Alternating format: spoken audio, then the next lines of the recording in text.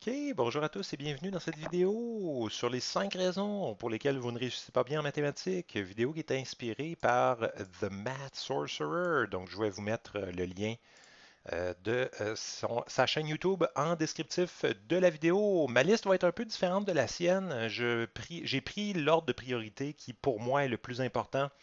Mais comme vous allez voir dans la vidéo, chacun a son ordre de priorité qui est bien à lui. Donc, sans perdre de temps, je vous présente tout de suite les raisons donc, qui fait en sorte que, selon moi, ça va moins bien en mathématiques, mais c'est aussi valide pour les autres sujets. La raison numéro un, planifier votre période d'études. Je me souviens au cégep, quand j'ai commencé à faire ça, ça a changé complètement ma vie. Non seulement ma vie scolaire, mais aussi ma vie personnelle. Parce que quand je suis rentré au cégep, j'étais très faible en français, en littérature, parce qu'au secondaire, n'utilisais jamais mon agenda. Chaque journée était une découverte. Si j'avais un examen, un test ou n'importe quelle autre activité, je ne le savais pas parce que je prenais absolument rien en note. Donc, quand je suis arrivé au cégep, j'avais beaucoup de difficultés. Mais la journée où j'ai choisi de planifier, que j'ai choisi d'utiliser mon agenda papier, a complètement changé ma vie parce que je suis passé d'un étudiant de mise à niveau en littérature à un étudiant qui avait 80 et plus en littérature. Donc, je suis parti des plus faibles et je suis devenu dans les plus forts en littérature. J'avais énormément de difficultés, mais juste en planifiant mes périodes d'études, mais pas juste ça, je planifiais aussi. J'écrivais les devoirs que j'avais à faire, j'écrivais les examens, j'écrivais les tests, j'écrivais tout dans mon agenda à la date à laquelle c'était. Et c'est à cette période-là aussi que j'ai commencé à faire des listes quotidiennes de qu'est-ce que j'avais à faire dans ma journée. Et je planifiais et je planifie toujours mes séances de sport, ma relaxation, la bouffe que je vais faire dans la journée, les commissions que j'ai à faire, absolument tout est planifié. Puis étant une personne assez anxieuse en général, à partir de ce moment-là, ça m'a libéré un poids immense de sur mes épaules. Parce qu'avant ça, à chaque jour, j'arrivais à l'école sans savoir qu'est-ce qui allait se passer et sans savoir qu'est-ce que j'avais à remettre. Parce que tout était dans ma mémoire, mais la mémoire, c'est une faculté qui oublie. Donc, j'avais énormément de pression sur les épaules. Là, la pression est toute dans mon agenda et ça m'a aidé dramatiquement. Numéro 2, avoir du temps d'études concentré, supprimer les distractions. Chose que je remarque souvent là, quand les étudiants étudient à l'école, c'est que je remarque qu'ils ont leur téléphone avec eux, ils vont souvent chatter, ils vont souvent écouter des émissions. Moi, je vous dirais, débarrassez-vous de toute distraction dans vos temps d'études. Planifiez. Planifiez-vous un 30 minutes, aussi peu que 30 minutes de mathématiques, uniquement de mathématiques, pendant 30 minutes. Pas de téléphone, pas de Netflix, pas de télévision. Juste vous et votre livre de maths. Ça va changer votre vie dramatiquement. Moi, c'est la chose que j'ai commencé à faire quand j'étais au cégep aussi.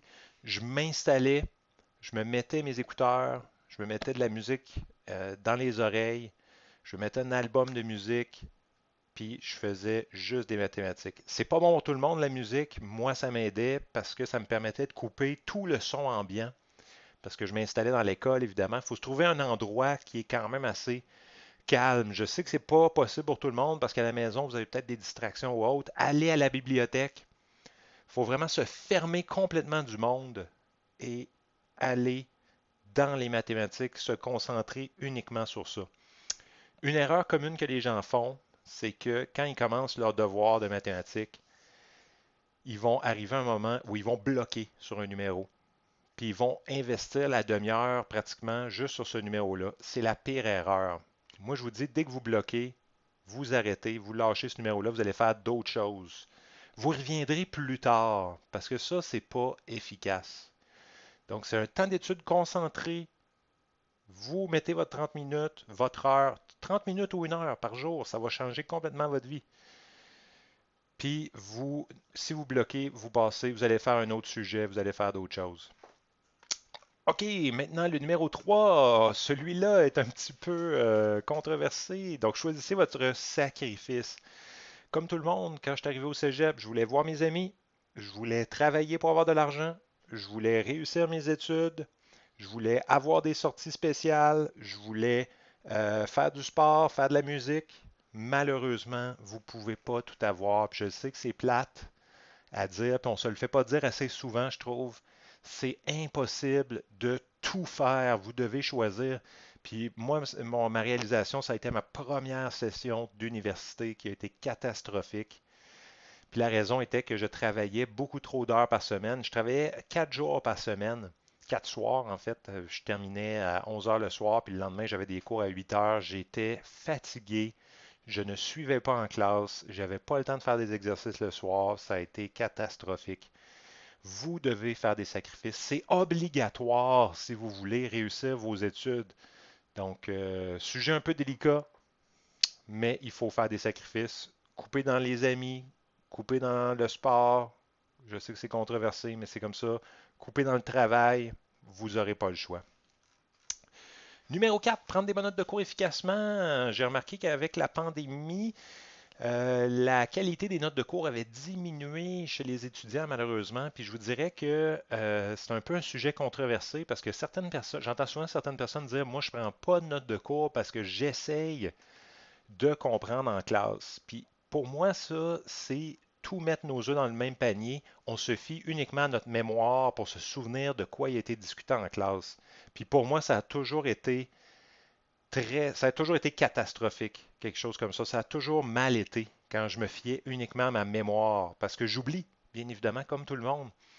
Fait que moi, je préfère beaucoup mieux tout prendre en note, qu'est-ce que le prof dit, même au sacrifice de ne pas comprendre certaines notions, hein. L'idéal, ça serait de réussir à prendre 100% en note et de comprendre 100%. Mais je vous dirais que moi, en général, quand je prends des cours à l'université, je prends 100% en note et je comprends à peu près entre 50 et 60% de ce qui est dit. Et je réussis très bien. Ce n'est pas grave parce qu'une fois que je suis à la maison, au moins j'ai toute l'information de ce qui a été discuté en classe. Je l'ai noté. Donc, je peux poser mes questions, je peux faire des recherches sur Internet, je peux trouver la réponse à quelque part, je peux demander à un collègue. Je suis capable de trouver l'information parce que je l'ai. Si on ne la prend pas en note, on l'a dans notre mémoire un certain temps, mais on l'oublie pour l'examen. Donc, pour moi, ne pas prendre de notes, c'est une des pires erreurs. Puis si c'est ça que vous faites et que ça va mal, vous avez probablement une réponse de pourquoi ça va mal.